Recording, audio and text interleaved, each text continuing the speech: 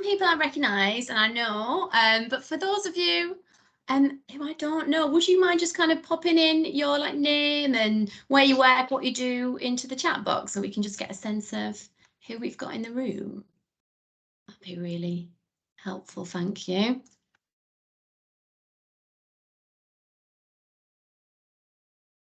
Fabulous. Right, that's sort of started sharing now. Is that sharing with everybody? Yeah. Fabulous. So we'll just start off with some introductions. So I'll start seeing as I'm talking. As Sophie said, I'm Kay Peat. I'm the Greater Manchester Employability Project Manager for MFT, focusing solely on Step Into Care. Gillian. Hi everyone, I'm Gillian Simpson. I'm the Head of Curriculum for the WEA, which is the Workers' Education Association. For those of you not familiar with the acronym, we're an adult education charity. Hi, I'm Chloe Parish. I'm the Programme Coordinator for the Step Into Care programme, working with Gillian and Kay. So we're here today to talk a little bit about Step Into Care. So who are we? So firstly, I'll just obviously draw your attention to some of those logos in the top right hand corner. So you know who WEA are now. Myself work for MFT. We're funded by the Greater Manchester Health and Social Care Partnership. We also work very closely with the Department for Work and Pensions, who thus far have been our major kind of referral source for people into our programme. And we also work quite closely with Skills for Care as well.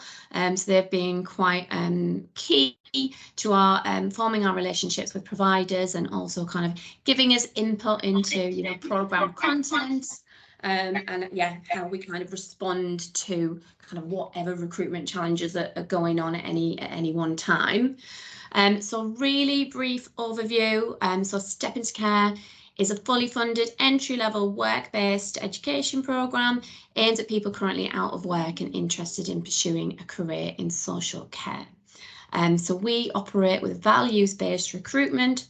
So we take people who maybe don't necessarily have any experience in care, but have the right values and the motivation to want to work in care.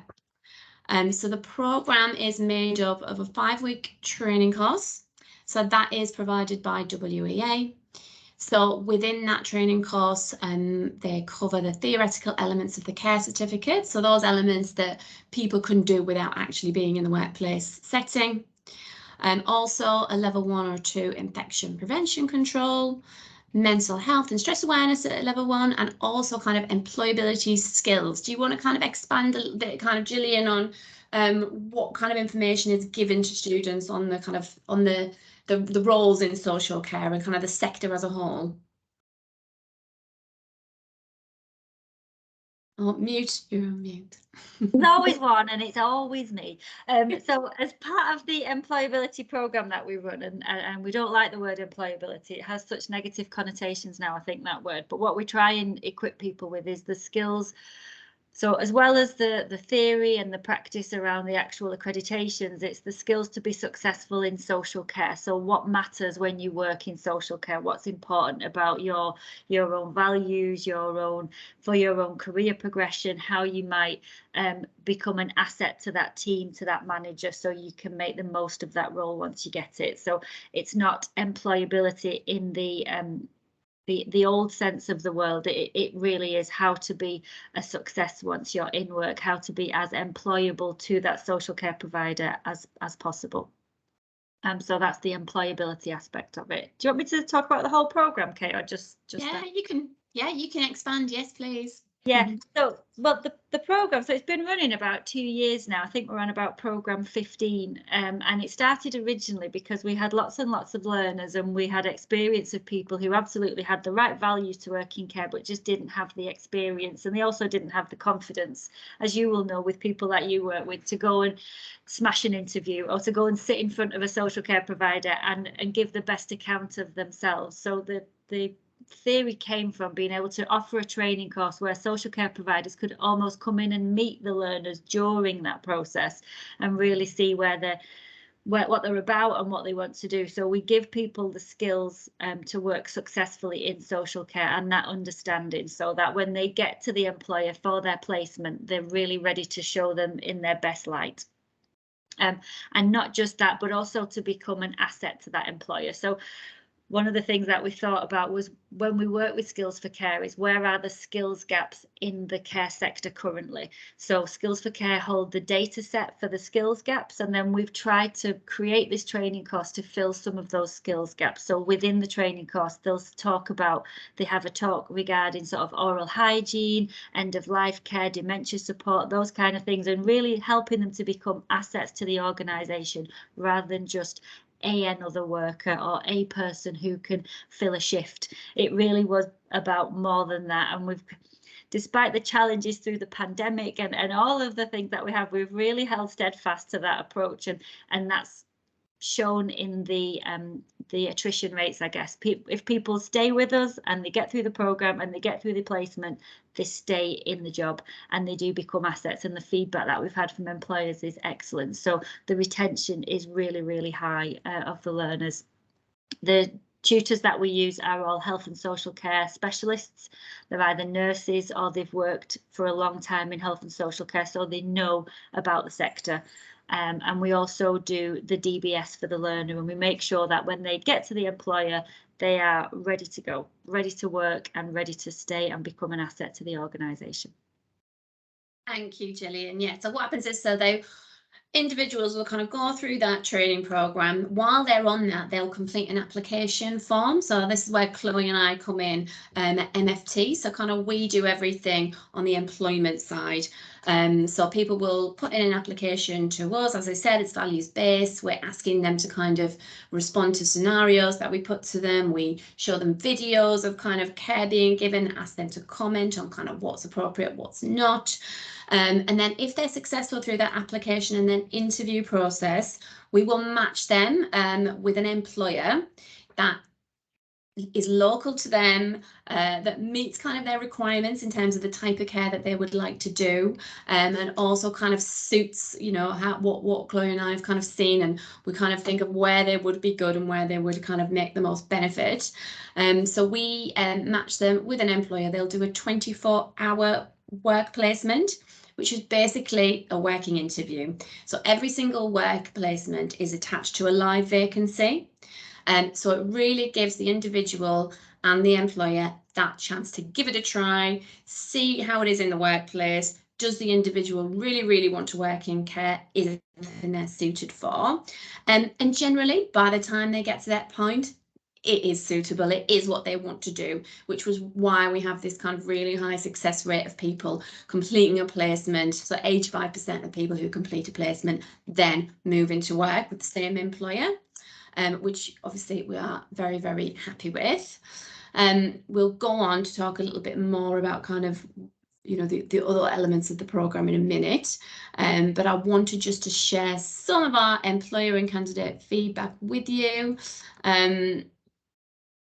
So yeah, so this is some of the things that our employers say, that it recommends people who are generally interested in a career in social care. So obviously, because they've been through that 5-week training program, that's kind of like the first sift. Then they have myself and Chloe to do the interview, that's the second. And then by the time they've got to their placement, they're pretty sure this is what they want to do. And obviously it can save time and induction into care training already completed. So where it works really well is where the employers are able to kind of map in all the stuff that individual's done on the care certificate into their kind of induction training. And also where it works really well is where we've got the DBS sorted for people so that they can do their placement. We will ask them to sign up to the update service.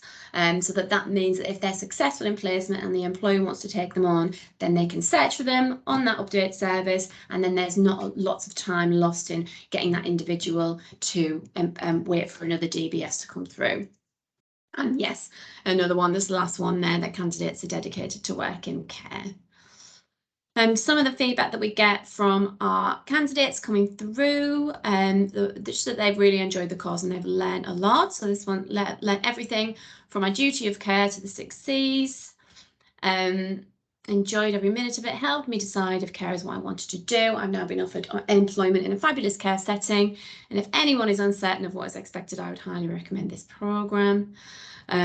Tutors really supportive, so that's what we kind of hear a lot, is that the tutors from WEA are really supportive of the individuals coming through, because obviously we're often working with people who have been out of work for a long time, and so then they may have issues in getting back to employment. So our tutors are kind of really really key to kind of helping with any pastoral issues that individuals are facing as they go through the course. But I don't just want this to be all about us saying how amazing we are. I do want to talk about some of the challenges that we experience, because I'd like you to be able to help us with them. So here's where Gillian and I are going to go into a bit of role play mode now. So please do enjoy this performance. Gillian's going to be on Miss Success, talking about all the great things that we do, and I'm going to be Miss Challenge, talking about some of the things that we'd like to do better. So take it away, Gillian. We were laughing about this when we practiced it this morning. Kay's got an A-level in theatre studies, so she's very comfortable with this, but I am less so. So here we go. So anyway, so all of this is true, by the way. So 85% of our candidates who complete a placement will start a job within adult social care, and the majority of them will stick around too. 81% of those who started work over 12 months ago are still in an adult social care job. Yes, but Gillian, shouldn't we be growing the programme a little bit more now? Last year we supported 40 candidates into placement and 34 of those went to work, which is great, but we'd really like to attract more applicants in order to have a bigger impact on adult social care recruitment. I would agree, and that's where our colleagues on the call will come in, I hope. So yeah, during the pandemic, we were one of the only pre-employment programs to keep running, and we provided much needed staff at a time of great need. Yes, but the situation's changed now and there's lots of competition for entry-level staff. Many employers are now paying more than some care jobs pay. Yes, but they don't get the job satisfaction.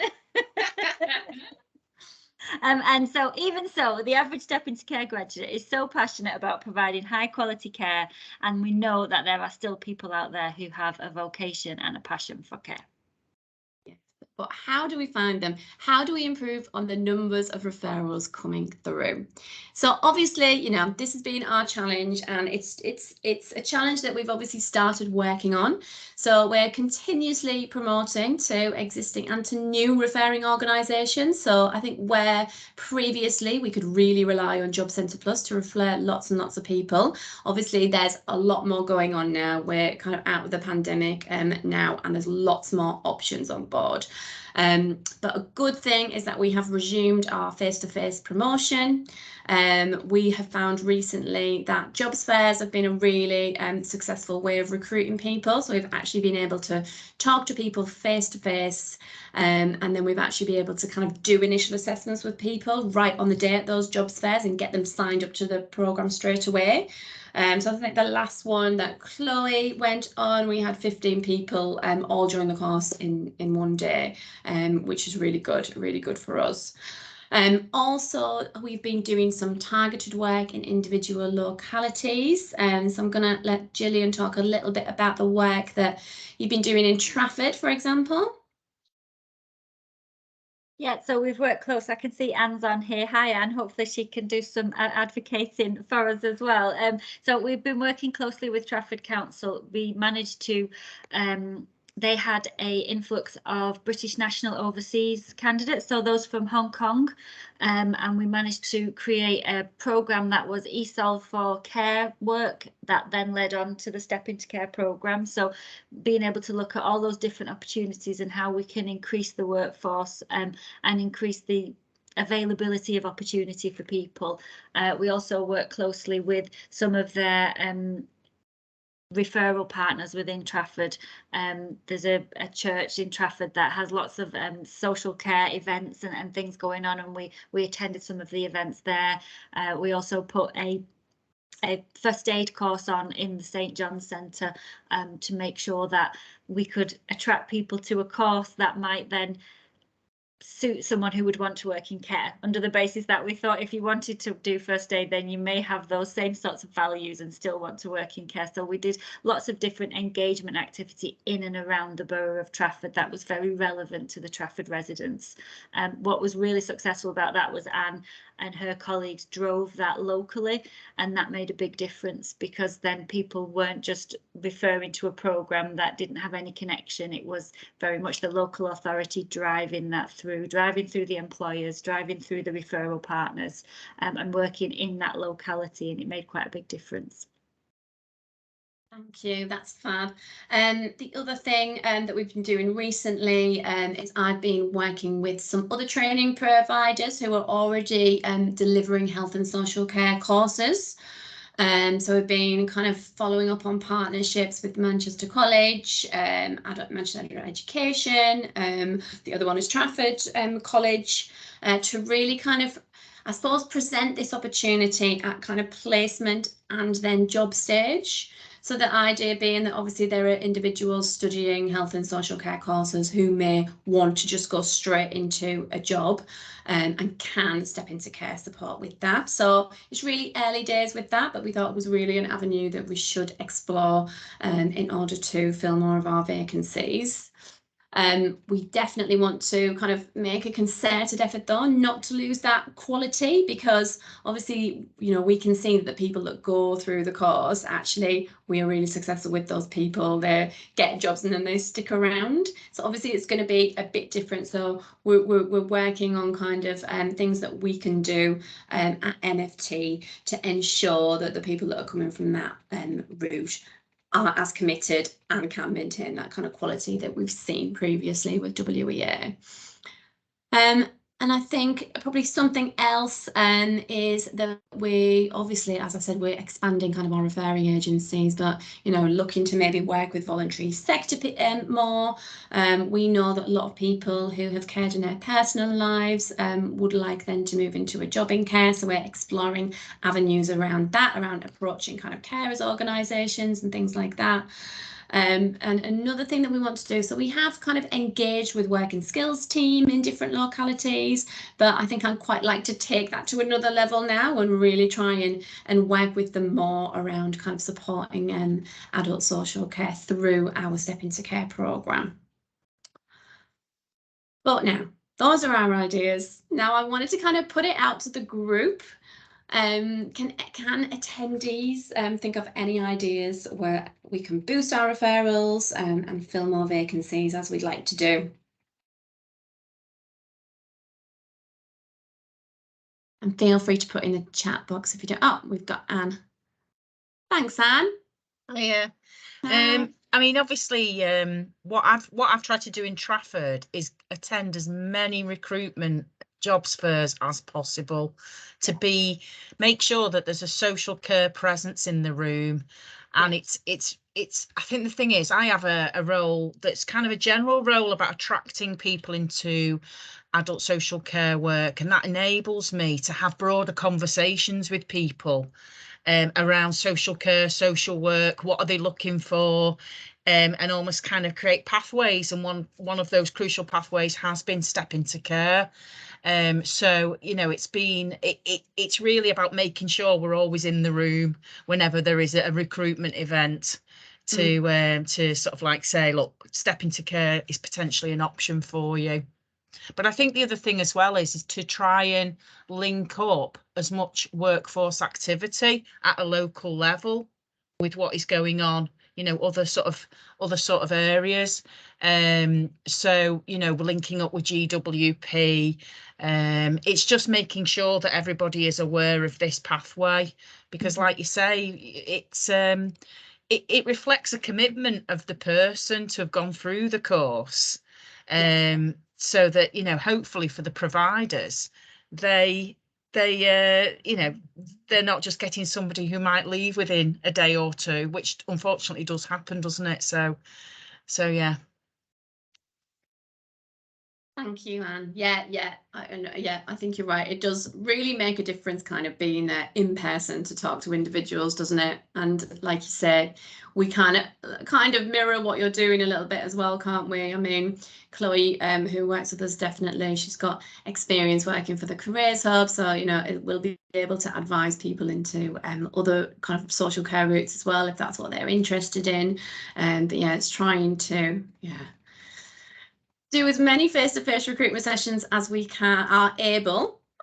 Also, given that we're a small team, but we have our cohorts, probably about 5 or 6 times a year. So we do have our periods where we kind of go into, recruitment promotion overdrive. Thank you, Anne. I think just to reflect on what Anne said there a little bit is that myth busting we found was really useful, because a lot of people will think working in adult social care is just about working with old people, and there's so much more to it than that. And I think, like Anne says, if you're there to have that quality conversation with someone or be able to make that communication, you can sort of tell them all the different routes that exist within adult social care. It's not just working in an old people's home, which I think a lot of people think it is. Thank you. Sue, you've got your hand up. I have, thank you. I'm just thinking that we did some work that was funded through NHSEI earlier on this year, and it was led, they had to do it through a host. So Donna McLaughlin at NCA had done some novel recruitment based around their social value work, and it was about like creating one-stop shops in job centres, whatever they're called these days. To try and bring people in with lived experience into the, I mean, for her, it would have been into the NHS. But I'm just wondering if there's opportunity to do something similar, but with social care. So maybe it's worth, just as I know you link in, or at least the Careers Hub link in with the team over at the NCA, but it might be just as worth us having a conversation around whether there's opportunities there. In terms of capacity, we've also had some funding through, I've had some funding for a delivery work stream, and we've been given the kind of green light to work on recruitment and retention. So we do have potentially some capacity to support some of this stuff if it fits outside of your capacity as it stands, and we could link up. One of our intentions was to try and see what we want to move forward in terms of building on that work and that expertise. So maybe we need to have a conversation outside this to see what could be done. Yeah, that sounds fantastic. Yeah, really interested in exploring that. Thank you.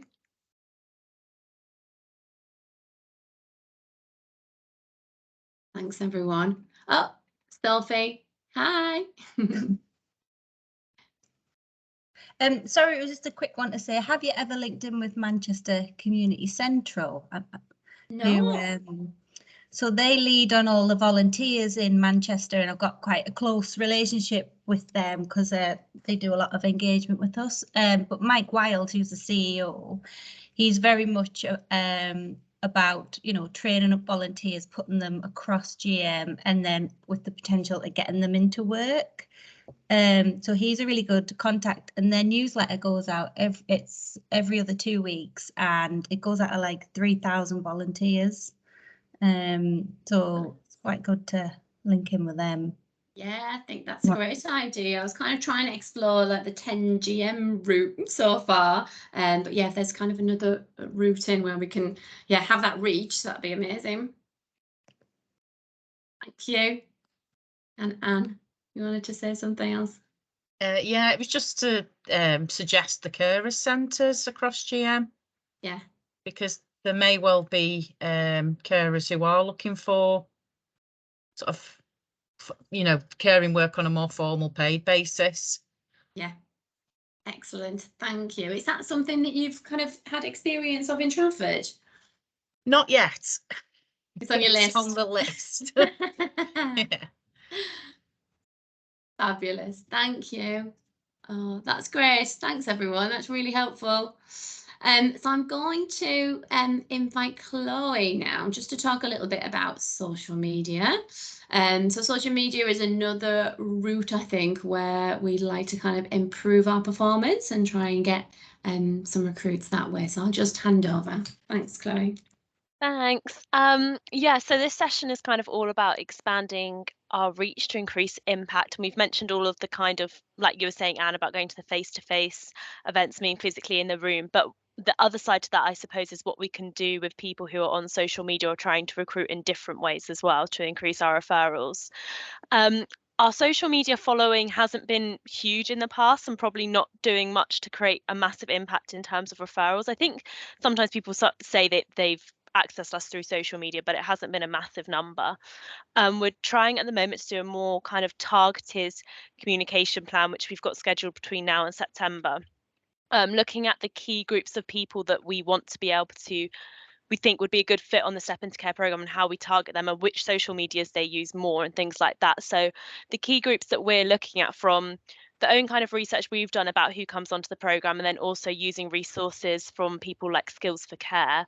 The key groups were retirees, return to work parents, people who are long-term unemployed, career changers, younger people, and people who have personal experience of care. And we've kind of broken each of those down into what is important to those people. So is it flexibility in work? Is it doing a job that you find you're really passionate for, being on your feet? Is it moving into employment when you don't need lots of experience or education? So really narrowing down what those people would be looking for, and then targeting our communications in that sense to those people. I think someone mentioned earlier as well about myth busting and changing perceptions, and I guess that's a lot of what we've been trying to do within the communication plan as well. So looking at the Twitter, but also the local kind of Facebook community groups. Where are the people that we're trying to target? What social medias do they actually use? So like I said, our reach isn't kind of huge right now. We've been using role profiles like the examples we've got on the screen to target those particular groups. So I've, for example, on the screens are career changers and people with personal experience of care. But we really want to kind of join in on the local and regional campaigns that are happening, and work kind of collaboratively with people when it comes to our social media, because we know we don't have a massive following, but how can we reach more people? And linking with organisations like the local authorities and the work and skills partnerships, adult social care organisations, referring organisations. So that's kind of our big push at the moment. And I suppose similarly as to what Kay's just done, our ask to the group would really be what works in terms of social media, what people's experiences have been in terms of reaching people in social media, and are there opportunities to kind of work collaboratively. I know this week, for example, it was the Glad to Care Awareness Week, so it's kind of being able to plan for events like that and how we can work more locally to kind of reach further people with social media. So that's kind of my ask today in terms of social media and people's guidance on how we increase referrals through using social media. Thank you. Thanks, Chloe. And I know, Sophie, we did have a conversation about kind of working together a little bit on trying to kind of get our pulse out there and spread a little bit wider.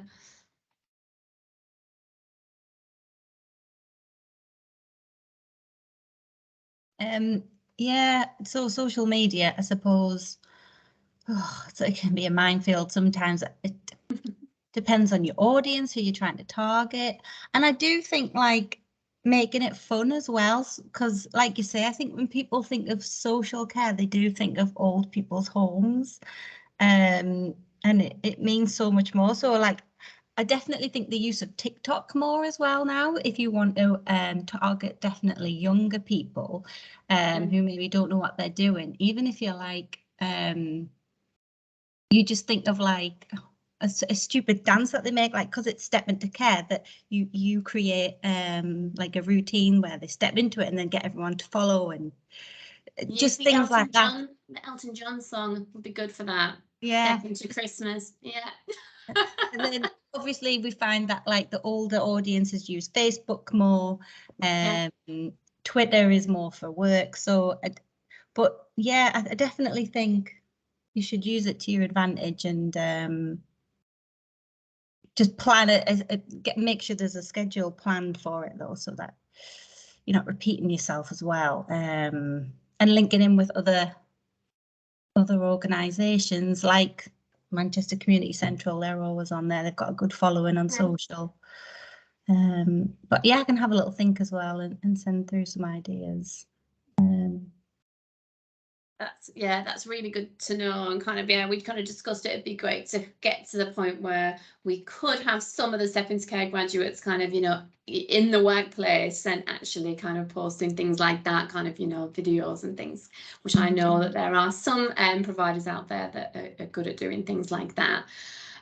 So yeah, I think it's just kind of a bit more work with our providers to kind of get some of them on board, so we can obviously get permissions and things, but yeah, having it a little bit more alive, and yeah, really trying to get the point across, kind of trying to get the reasons why our people want to work in care across on social media, because that's kind of, yeah, that's what we see with the people coming through into interview. They have this kind of, yeah, desire and passion, and that's really what we want to capture and get across to other people.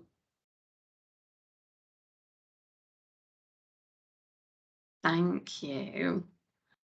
So please do, if anybody on this call has a Facebook, Instagram, Twitter account, please do get on your social media, get out your phone, please follow us, and help us to kind of spread our message, retweet our posts. That would be absolutely fantastic. So that kind of brings us to the end of what I wanted to talk about today, really. But I just kind of want to now open up for any questions. We tried to keep it quite brief today, so we haven't gone